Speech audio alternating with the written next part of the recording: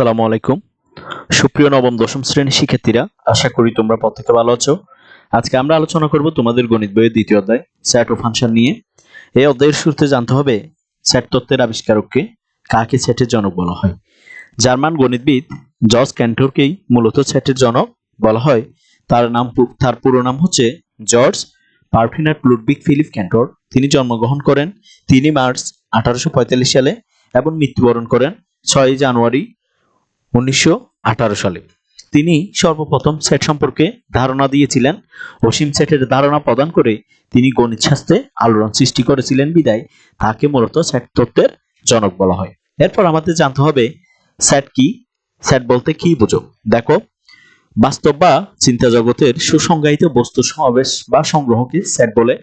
যেমন নবম দশম শ্রেণীর বাংলা, ইংরেজি, গণিত তিনটি পাঠ্য বইয়ের একটি সেট হতে পারে। যেমন ধরো আমি লিখলাম এ সেটটা হচ্ছে তোমার নবম দশম শ্রেণীর তিনটি পাঠ্য বইয়ের একটি সেট। যেমন এখানে আমরা লিখতে পারি এ ইকুয়াল টু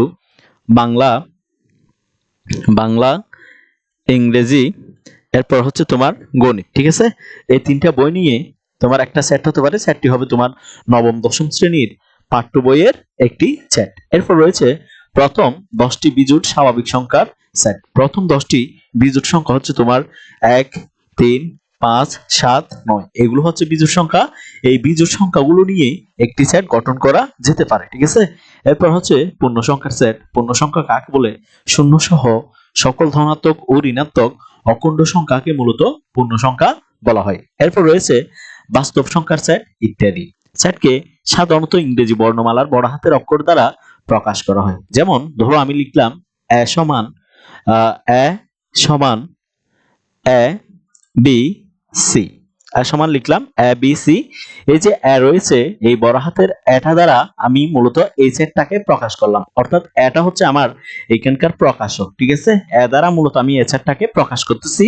সেজন্য যার দ্বারা সেটকে প্রকাশ করব তাকে অবশ্যই সবসময় বড় হাতের কি হতে হবে? অক্ষর হতে হবে। অপরদিকে এখানে যে আমরা এ বি সি তিনটা সদস্য বা বস্তু রেখেছি, এগুলো হচ্ছে সেটের এলিমেন্ট বা উপাদান। সেটের এলিমেন্ট বা উপাদান। তাহলে মনে রাখতে হবে সেটের যে উপাদানগুলো রয়েছে সেগুলোকে অবশ্যই তোমার ছোট হাতের অক্ষর দিয়ে লিখতে হবে। আর সেটটাকে তুমি যা দিয়ে প্রকাশ করবা সেটা অবশ্যই বড় হাতের অক্ষর হতে হবে। আর সেটের উপাদানগুলোকে হতে হবে ছোট হাতের অক্ষর। আর সেটের উপাদানগুলো যদি একাধিক হয় তাহলে সেগুলোকে কমা ব্যবহার করে তোমাকে অবশ্যই কি করতে হবে? আলাদা করতে হবে। যেমন এখানে এ বি সি আমার তিনটে উপাদান, একের অধিক উপাদান রয়েছে বিদায় এখানে মূলত আমি কমা ব্যবহার করে এই উপাদানগুলোকে কি করেছি? আলাদা করেছি। এরপর দেখো এখানে দেওয়া আছে 2, 4, 6 সংখ্যা তিনটির সেট অ্যাসেট। অর্থাৎ এই তিনটা সেট মিলে একটা সেট গঠন করছে। সেটটা হচ্ছে অ্যাসেট। তাহলে অ্যাসেট সমান সমান আমরা লিখতে পারি অর্থাৎ a is equal to 2, 4, 6। এই তিনটে উপাদান নিয়ে আমরা একটা সেট গঠন করলাম। সেটের প্রত্যেক বস্তু বা সদস্যকে সেটের উপাদান বা এলিমেন্ট বলা হয়। এখানে যে সেটের একটা উপাদান রয়েছে 2, এখানে রয়েছে 4, এখানে রয়েছে 6, এই সবগুলোকে মূলত সেটের এলিমেন্ট বা উপাদান বলা হয়। ঠিক আছে, তাহলে সেটের প্রত্যেক বস্তু বা সদস্যকে আমরা মূলত সেটের উপাদান বা এলিমেন্ট বলবো। এরপর দেখো যেমন B equal to A B হলে বি সেটের উপাদান, অর্থাৎ এখানে বি সেটের উপাদান কি কি? বি সেটের উপাদান হচ্ছে এ আর কত? এ আর বি। উপাদানকে আমরা এই চিহ্নটার সাহায্যে কি করতে পারি? প্রকাশ করতে পারি। এটাকে মূলত আমরা বলবো এলিমেন্ট, আর বাংলায় বলবো উপাদান। ঠিক আছে, এরপর যেমন এখানে এ আর বি এরা দুজনেই বি সেটের কি উপাদান। তাহলে যেহেতু বি সেটের উপাদান তাহলে আমরা বলতে পারি এ এলিমেন্ট বি অথবা এ উপাদান বি। তাহলে এটাকে আমরা পড়বো কিভাবে? আমরা পড়বো এ বি এর সদস্য। এ হচ্ছে কার সদস্য? বি এর সদস্য। অর্থাৎ A belongs to B. A belongs to B. এরপর আমরা বি সেটটা কার উপাদান পেয়েছিলাম? বি সেটটা হচ্ছে বি সেটের উপাদান। তাহলে আমরা বলতে পারি বি এলিমেন্ট বি অথবা বি উপাদান বি। এটাকে আমরা পড়তে পারি বি বি এর সদস্য। বি বি এর সদস্য অর্থাৎ বি বিলংস টু বি। উপরের বি সেটে সি উপাদান নেই। এখানে বি সেটটা যে রয়েছে বি সমান আমরা পেয়েছি কত? বি সমান আমরা পেয়েছি এ আর বি। তাহলে এখানে বি সেটের মধ্যে কে নেই? এখানে সি নাই। বি সেটের উপাদানের মধ্যে কি নেই? সি নেই। যেহেতু সি নেই তাহলে আমরা বলবো সি নট এলিমেন্ট বি, অর্থাৎ সি বি এর উপাদান নয়। সি নট এলিমেন্ট বি এই কথাটার মানে হচ্ছে সি বি এর উপাদান নয়। এটাকে আমরা পড়তে পারি সি বি এর সদস্য নয়, সিটা বি এর কি নয়, সদস্য নয়, অর্থাৎ C doesn't belongs to B, C doesn't belongs to B. এবার আমাদের জানতে হবে সেট প্রকাশের পদ্ধতি সম্পর্কে। সেটকে আমরা দুইটা পদ্ধতির মাধ্যমে কি করতে পারি, প্রকাশ করতে পারি। একটা হচ্ছে তালিকা পদ্ধতি বা রোস্টার মেথড, অপরটি হচ্ছে সেট গঠন পদ্ধতি বা সেট বিল্ডার মেথড। শুরুতে আমাদের জানতে হবে তালিকা পদ্ধতি কি।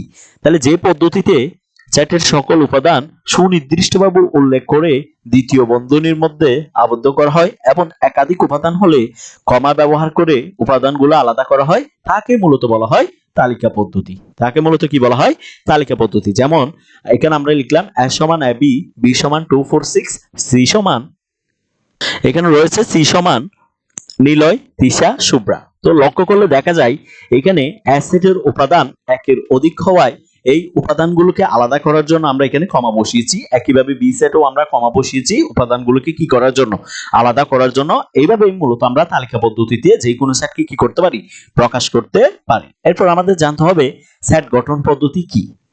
যে পদ্ধতিতে সেটের সকল উপাদান সুনির্দিষ্টভাবে উল্লেখ না করে উপাদান নির্ধারণের জন্য সাধারণ ধর্মের উল্লেখ থাকে। সাধারণ ধর্ম বলতে মূলত এখানে একটা শর্তের উল্লেখ থাকবে। তোমাকে অবশ্যই সেট গঠন পদ্ধতিতে একটা শর্ত মেনটেন করে কি করতে হবে, গঠন করতে হবে। যেমন এখানে বলা আছে a সমান x such that x স্বাভাবিক বিজোড় সংখ্যা। এখানে যে আমি বললাম এই যে দুইটা কোলন চিহ্ন রয়েছে, অর্থাৎ একটা কোলন চিহ্ন রয়েছে, এই কোলন চিহ্নটাকে তুমি বলবা সেটের মধ্যে বলবা এরূপ যেন বা যেন বা হচ্ছে such that। কি বললাম, এটাকে তুমি বলবা এরূপ যেন, সংক্ষেপে যেন, আর ইংরেজিতে বললো তুমি বলবা কি such that। তাহলে আমরা a সমান পাচ্ছি x such that x স্বাভাবিক বিজোড় সংখ্যা, b equal to x such that x নবম শ্রেণীর প্রথম 5 জন শিক্ষার্থী ইত্যাদি। এখানে যে কোলন দ্বারা এরূপ যেন বা সংক্ষেপে যেন বা ইংরেজিতে একে কি বোঝায়, such that বোঝায়। যেহেতু এই পদ্ধতিতে সেটের উপাদান নির্ধারণের জন্য একটি শর্ত বা কি থাকে, নিয়ম থাকে।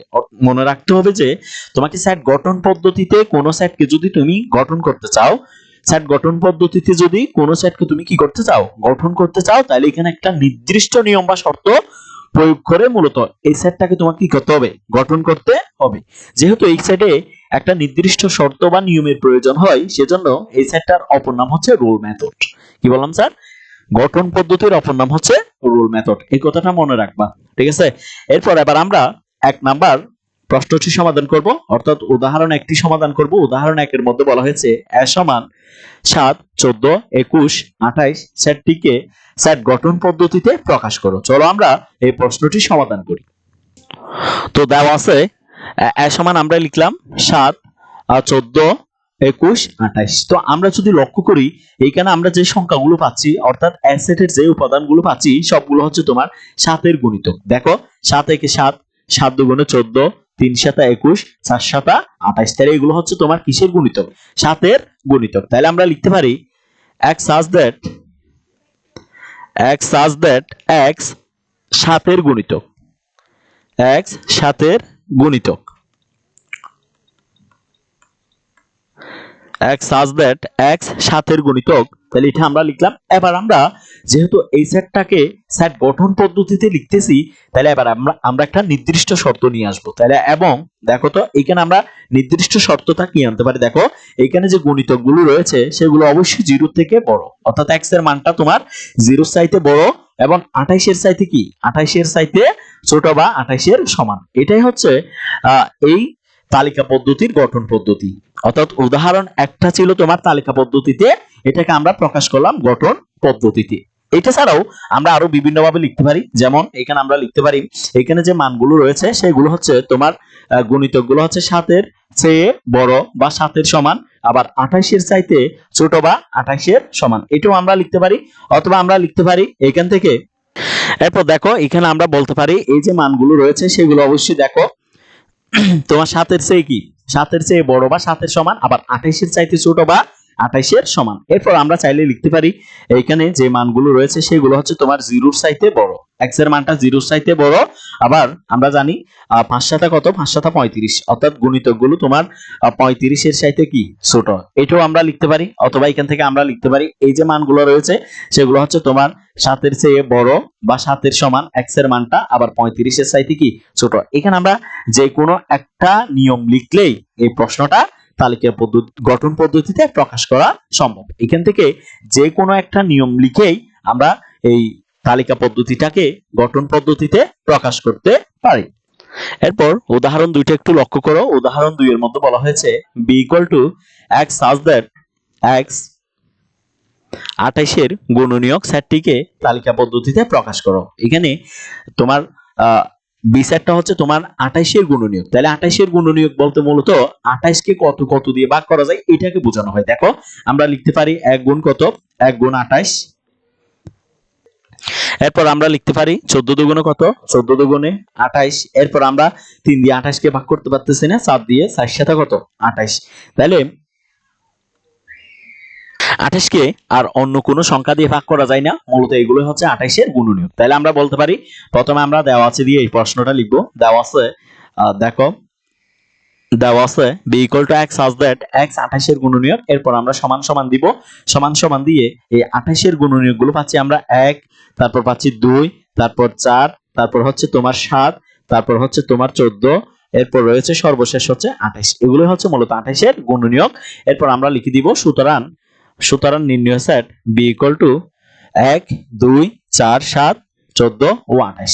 এরপর উদাহরণ 3টি একটু লক্ষ্য করো। উদাহরণ 3 এর মধ্যে বলা হয়েছে x such that x ধনাত্মক পূর্ণ সংখ্যা এবং s² <18, s² <18 সেটটিকে তালিকা পদ্ধতিতে প্রকাশ করো। চলো আমরা এই প্রশ্নটা সমাধান করি। শুরুতে আমরা দেওয়া আছে দিয়ে এই প্রশ্নটা লিখলাম c = x such that x ধনাত্মক পূর্ণ সংখ্যা s² <18। ঠিক আছে, তাহলে পূর্ণ সংখ্যা কাকে বলে? শুরুতে আমাদের জানতে হবে পূর্ণ সংখ্যা কাকে বলে। আমরা জানি শূন্য সহ সকল ধনাত্মক ও ঋণাত্মক অখণ্ড সংখ্যাকে মূলত পূর্ণ সংখ্যা বলা হয়, কিন্তু এখানে বলা হয়েছে ধনাত্মক পূর্ণ সংখ্যা। ধনাত্মক পূর্ণ সংখ্যা বলতে মূলত স্বাভাবিক সংখ্যাকে বোঝানো হয়, অর্থাৎ যেসব সংখ্যা শূন্য থেকে বড় সকল ধনাত্মক সংখ্যাই হচ্ছে তোমার কি সংখ্যা? স্বাভাবিক সংখ্যা। তাহলে ধনাত্মক পূর্ণ সংখ্যা বলতে মূলত স্বাভাবিক সংখ্যাকে বোঝানো হয়, সেজন্য ধনাত্মক সংখ্যা সমান আমরা লিখলাম শূন্য থেকে বড় সকল ধনাত্মক সংখ্যা। তাহলে শূন্য থেকে বড় সকল ধনাত্মক সংখ্যা হচ্ছে আমার ধনাত্মক পূর্ণ সংখ্যা। এরপর দেখো আমরা x এর মানটা 1 ধরলাম, তাহলে x = 1 হলে s² = 1² = 1। দেখো x সমান যদি 1 হয় তাহলে s² সমান সমান আমরা পাচ্ছি 1² সমান 1। এই 1টা কিন্তু তোমার 18 এর চাইতে কি ছোট, তাহলে 1 <18। এরপর x এর মান যদি আমরা 2 ধরি তাহলে আমরা পাচ্ছি s² সমান হচ্ছে তোমার 2² কত পাচ্ছি? 2² পাচ্ছি আমরা 4। এই 4টা কিন্তু আমার 18 এর চাইতে ছোট। এরপর দেখো x এর মানটা আমরা ধরলাম 3, তাহলে s² সমান হবে তোমার 3² তাহলে 3² পাচ্ছ 9, 9টাও কিন্তু তোমার 18 এর চাইতে ছোট। এরপর আমরা লিখতে পারি x = যদি 4 হয় তাহলে s² সমান হয় 4² 4² পাচ্ছি আমরা 16, এই 16ও কিন্তু 18 এর চাইতে ছোট। ঠিক আছে, এরপর x = যদি আমরা 5 বসাই তাহলে s² সমান হয় 5² 5² পাচ্ছি আমরা 25, এই 25 <= কত 18। এখন 25 কি 18 এর চাইতে ছোট না স্যার? তাহলে এখানে হবে not less than। কি হবে স্যার? not less than। এখন কথা হচ্ছে আমরা কতটুকু পর্যন্ত এই সংখ্যাগুলো এভাবে বের করব, কতটুকু পর্যন্ত আমাদের যেতে হবে। এখানে আমাদের যে এবং এর পর যে শর্তটা দেয়া থাকবে এই শর্তটা মূলত আমাদের ফলো করে স্টেপ বাই স্টেপ এই অঙ্কগুলো কি করতে হবে? সমাধান করতে হবে। এখানে বলা হয়েছে s² <18, অর্থাৎ s² এর মানটা তোমার 18 এর চাইতে ছোট। এই কথাটার মানে হচ্ছে দেখো এখানে রয়েছে s² <18, অর্থাৎ s² এর মানটা তোমার 18 এর চাইতে ছোট। যতক্ষণ পর্যন্ত s² এর মান 18 এর চাইতে বড় আসবে না ততক্ষণ পর্যন্ত তোমার এভাবে স্টেপ বাই স্টেপ করতে হবে। মনে রাখবা যে তোমাকে যে শর্তটা দেয়া থাকবে সেই শর্ত যদি থাকে, যেমন এখানে রয়েছে s² <18, অর্থাৎ s² এর মানটা 18 এর চাইতে ছোট, যতক্ষণ পর্যন্ত আমি s² এর মানটা 18 এর চাইতে বড় পাচ্ছি না ততক্ষণ পর্যন্ত আমাকে স্টেপ বাই স্টেপ কি করতে হবে, এই কাজগুলো করে যেতে হবে। এখন আমি x এর মান যখন 5 বসিয়েছি, ফলে s স্কয়ার এর মানটা পেয়েছি 25। এখন 25টা কিন্তু তোমার 18 এর সাথে কি হয়ে যাচ্ছে, বড় হয়ে যাচ্ছে। তাহলে আমি s স্কয়ার এর মানটা 18 এর সাথে বড় পাচ্ছি, সেজন্য এখানে আমরা কাজটা কি করে দিব, শেষ করে দিব। তাহলে সুতরাং নির্ণয় শর্ত মতে আমরা পাচ্ছি কত, সুতরাং নির্ণয় সেটটা হচ্ছে আমাদের c ইকুয়াল 1 2 3 4। ঠিক আছে, এখন 5টা হবে না, কারণ 5টা আমার এই শর্তটাকে মেইনটেইন করতেছে না। আমার শর্তটা ছিল s square less than 18, s square এর মান 18 এর চাইতে বড়, কিন্তু এখন s স্কয়ার এর মানটা পেয়ে গেছি আমি 18 এর চাইতে কি বড়, সেজন্য এই নিয়মটা এখানে আমাদের শর্তের মধ্যে প্রযোজ্য হচ্ছে না, সেজন্য আমরা এই 5টাকে নিতে পারবো না। তাহলে আমরা কতটুকু পর্যন্ত সমর্থন করেছে, আমাদের এই যে শর্তটা 1 থেকে 4 পর্যন্ত সমর্থন করেছে, সেজন্য আমরা নির্ণয় সেট c ইকুয়াল 1 থেকে 4 লিখলাম। ঠিক আছে, এবার আমরা সমাধান করব কাজের ক নাম্বার প্রশ্নটা। ক নাম্বার প্রশ্নের মধ্যে বলা হয়েছে তোমাকে এখানে c ইকুয়াল -9 -6 -3, তারপর রয়েছে তোমার 3, এরপর রয়েছে 6, এরপর রয়েছে 9, সেটটিকে সেট গঠন পদ্ধতিতে কি করো, প্রকাশ করো। চলো আমরা এই প্রশ্নটি সমাধান করি।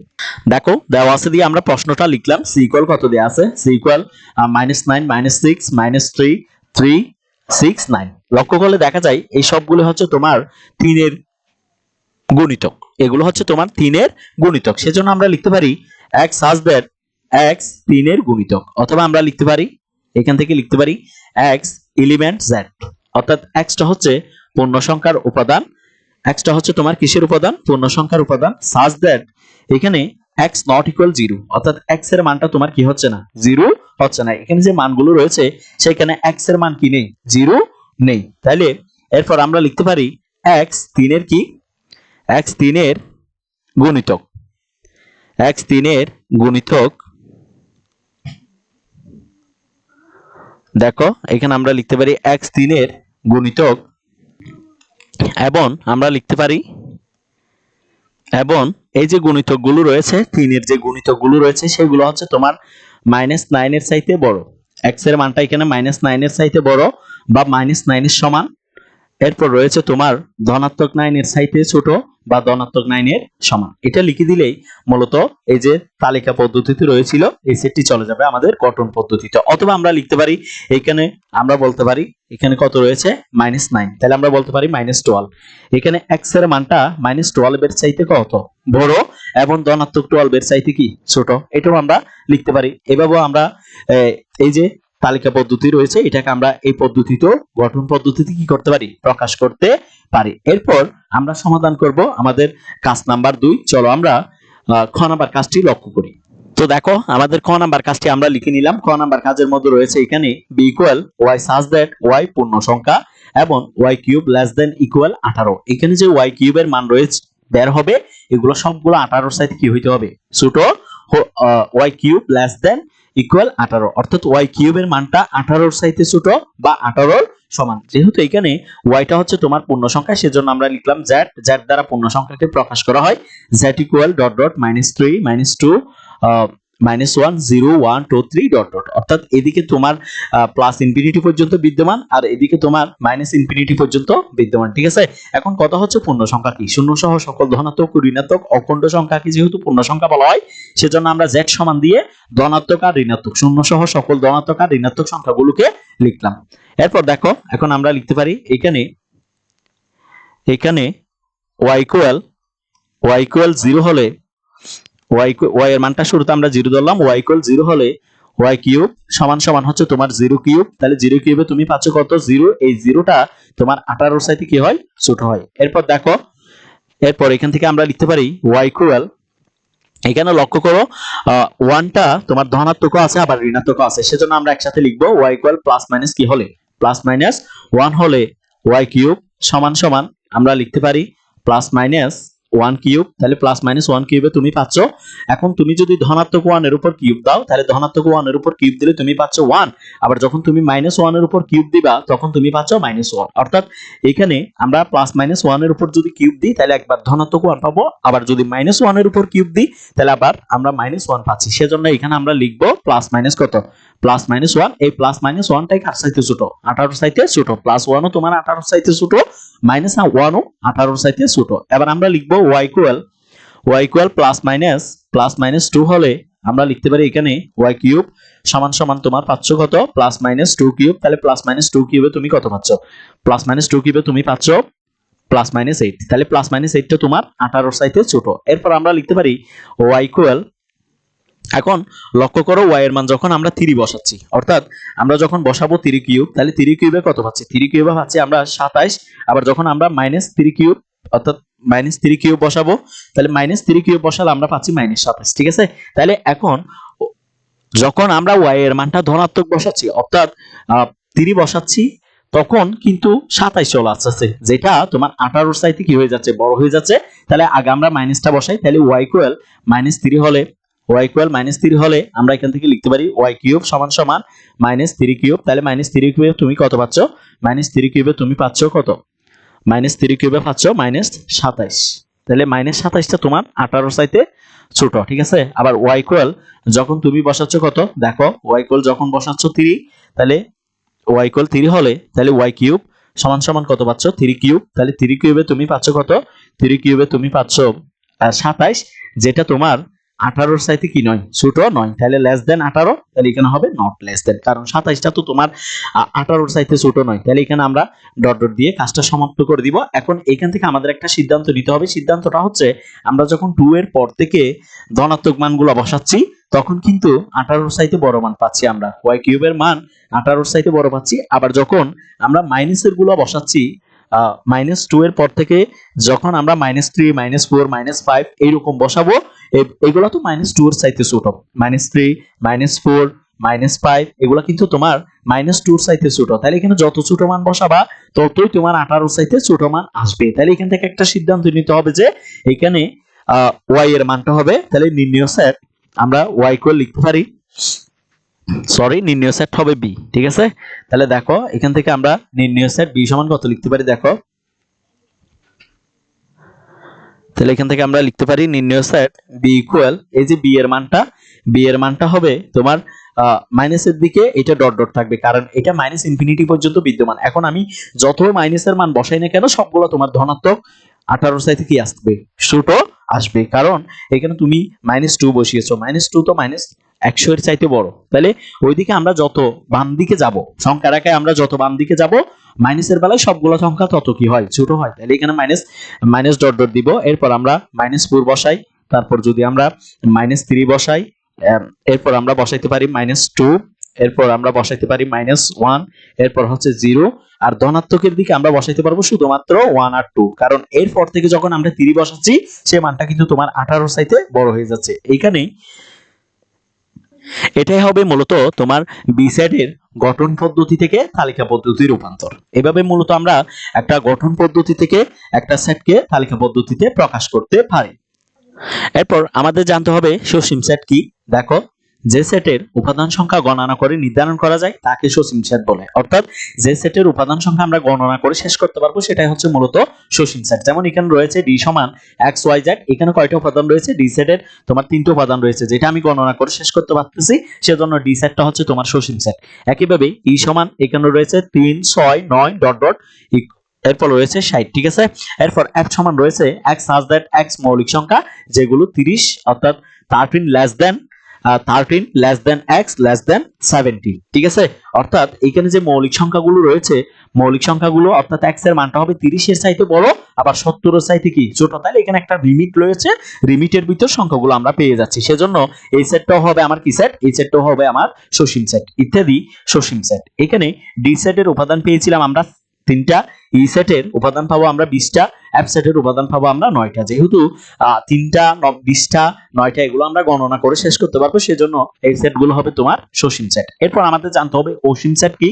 দেখো, যে সেটের উপাদান সংখ্যা গণনা করে শেষ করা যায় না তাকে অসীম সেট বলে। যেমন a set x such that x বিজোড় স্বাভাবিক সংখ্যা। এখানে কিন্তু তোমাকে যে গঠন পদ্ধতিটা দেয়া আছে এখানে শর্তটার মধ্যে রয়েছে বিজোড় স্বাভাবিক সংখ্যা। এখন বিজোড় স্বাভাবিক সংখ্যা হচ্ছে তোমার কত 1 3 5 7 9 11 13 এভাবে কিন্তু এটা প্লাস ইনফিনিটি পর্যন্ত বিদ্যমান। এটা তুমি গণনা করে কোনোদিনও কি করতে পারবে না, শেষ করতে পারবে না। সেজন্য এই বিজোড় স্বাভাবিক সংখ্যার সেটটা হচ্ছে তোমার অসীম সেট, কারণ তুমি এই সেটটা গণনা করে শেষ করতে পারবে না। এরপর রয়েছে স্বাভাবিক সংখ্যার সেট। স্বাভাবিক সংখ্যাকে আমরা n দ্বারা প্রকাশ করি, তাহলে n সমান রয়েছে 1 2 3 4 ডট ডট। এখানে যেহেতু ডট ডট রয়েছে, তুমি যদি ডট ডট দেখো তাহলে বলে দিবা যে এটা কি সেট, অসীম সেট, কারণ এটা তোমার প্লাস ইনফিনিটি পর্যন্ত বিদ্যমান। এরপর রয়েছে পূর্ণ সংখ্যার সেট। পূর্ণ সংখ্যাকে আমরা z দ্বারা প্রকাশ করি, এদিকেও ডট ডট রয়েছে এদিকেও ডট ডট রয়েছে, তাহলে বলতে পারি এটাও একটা কি সেট, এটাও একটা অসীম সেট, কারণ এই সেটের উপাদান সংখ্যা আমরা কোনোদিনও গণনা করে শেষ করতে পারবো না। এরপর রয়েছে মূলদ সংখ্যার সেট। মূলদ সংখ্যাকে আমরা কিউ দ্বারা প্রকাশ করি, তাহলে কিউ ইকুয়াল টু আমরা পাচ্ছি কত a by b such that a ও b পূর্ণ সংখ্যা এবং b নট ইকুয়াল টু 0। এই সেটগুলো হচ্ছে তোমার মূলত কি সেট, এই সেটগুলো হচ্ছে মূলত তোমার অসীম সেট। এরপর আরো একটি সেট রয়েছে, সেটা হচ্ছে বাস্তব সংখ্যার সেট। বাস্তব সংখ্যার সেট ও একটি কি সেট, অসীম সেট। এবার আমরা উদাহরণ 4টি একটু সমাধান করব। উদাহরণ 4 এর মধ্যে রয়েছে দেখাও যে সকল স্বাভাবিক সংখ্যার সেট একটি অসীম সেট। চলো আমরা এই প্রশ্নটি সমাধান করি। তাহলে স্বাভাবিক সংখ্যাকে আমরা n দ্বারা প্রকাশ করি, তাহলে n সমান আমরা পাচ্ছি 1 2 3 4 5 6 ডট ডট, ঠিক আছে। এবার এখান থেকে আমরা অর্থাৎ স্বাভাবিক সংখ্যাগুলো থেকে আমরা বিজোড় স্বাভাবিক সংখ্যাগুলো কি করব, আলাদা করব। তাহলে n সেট থেকে বিজোড় স্বাভাবিক সংখ্যা সমূহ নিয়ে গঠিত সেট, সেটটাকে আমরা a সেট ধরলাম। a সেট সমান সমান আমরা পাচ্ছি বিজোড় সংখ্যার সেটটা পাচ্ছি আমরা কত দেখো 1 3 5 7 ডট ডট, ঠিক আছে। এরপর n সেট থেকে জোড় স্বাভাবিক সংখ্যা সমূহ নিয়ে গঠিত সেটটাকে ধরলাম আমরা b সেট, তাহলে b সেটের উপাদান পাচ্ছি আমরা 2 4 6 8 ডট ডট, ঠিক আছে। n সেট থেকে আমরা যদি 3 এর গুণিতক সমূহ নির্ণয় করি, যেমন 3 একে 3 3 2 6 3 4 9 3 4 12 ডট ডট, ঠিক আছে, ইত্যাদি। এখানে n সেট থেকে গঠিত উপরের সেট সমূহের উপাদান সংখ্যা গণনা করে নির্ধারণ করা যাচ্ছে না, কারণ এগুলো সবগুলা ডট ডট আছে। a সেটের শেষেও ডট ডট আছে, b সেটের শেষেও, c সেটের শেষেও। তো আমরা বলছিলাম ডট ডট দেখলে আমরা বলে দিব যে এগুলো হচ্ছে তোমার কি সেট, এগুলো হচ্ছে তোমার অসীম সেট। তাহলে এই সেটগুলো হচ্ছে অসীম সেট, কারণ এই সেটের উপাদানগুলো আমরা কোনোদিনও গণনা করে শেষ করতে পারবো না। ফলে a b c সেট তিনটাই হচ্ছে অসীম সেট। যেহেতু এই সেট তিনটাই আমি n সেট থেকে কি করেছি, গঠন করেছি, সেজন্য আমি বলতে পারবো n সেট অর্থাৎ স্বাভাবিক সংখ্যার সেটটিও একটি কি সেট, অসীম সেট। তোমরা যারা আমাদের এই ক্লাসটি করেছো তাদেরকে অসংখ্য ধন্যবাদ। পরবর্তী ক্লাস করার আমন্ত্রণ জানিয়ে আজকের ক্লাসটি এখানে শেষ করলাম। তোমরা যারা আমাদের ক্লাসগুলো ইউটিউব থেকে করতেছো তারা অবশ্যই আমাদের চ্যানেলটি সাবস্ক্রাইব করবা, আর যারা ফেসবুক পেজ থেকে দেখতেছো তারা অবশ্যই আমাদের ফেসবুক পেজটি ফলো করে রাখবা। তোমরা যারা এখনো আমার প্রথম অধ্যায় অর্থাৎ বাস্তব সংখ্যাটা এখনো শেষ করো নাই, তোমরা অবশ্যই আমাদের প্লেলিস্ট থেকে বাস্তব সংখ্যার একদম সম্পূর্ণ ক্লাসটা দেয়া আছে, সেখান থেকে তোমরা অবশ্যই এই ক্লাসটি করে নিবা। আসসালামু আলাইকুম।